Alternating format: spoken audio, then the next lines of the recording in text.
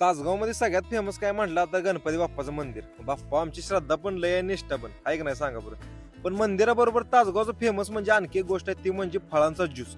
सध्या तासगावच्या ब्रह्मा ज्यूस सेंटरचा रामपो ज्यूस लय चर्चेत होता. चला की म्हटलं बघूया तर एवढा काय विषय आहे रामपो ज्यूसचा. तर ही 3 दोस्त मंडळी आपल्याला इथं गाठ पडली. भावाला बघितल्यावर मेरे को मेरा बचपन याद आ गया. आणि एंट्री टाकली तासगाव मध्ये 24 वर्षापासून फेमस असलेल्या ब्रह्मा ज्यूस सेंटरला. इथंच आहे पेट्रोल पंपाच्या पुढं. हायजीन जर म्हणला तर एकदम मेंटेन ठेवलं बघा. आणि त्यात मस्तपैकी असं बाहेरच्या बाजूला फळं वगैरे लावले असतात, भारी वाटले एकदम बघून. पण मला प्यायचा होता इथला रामपो ज्यूस जो आता लय चर्चेत आहे. त्यामुळे तो तयार कसा होतोय ते पण इथे गेल्या गेल्या बघितलं. तयार झाला आणि ड्रायफ्रूट बरोबर सुजून असं माया पुढे आला. पहिलाच घोट घेतला रामपो ज्यूसचा. आय आय आय एवढा जबरदस्त लागतोय, लय जबरदस्त क्वालिटी. टॉपचा विषय आहे रामपो ज्यूस म्हणजे.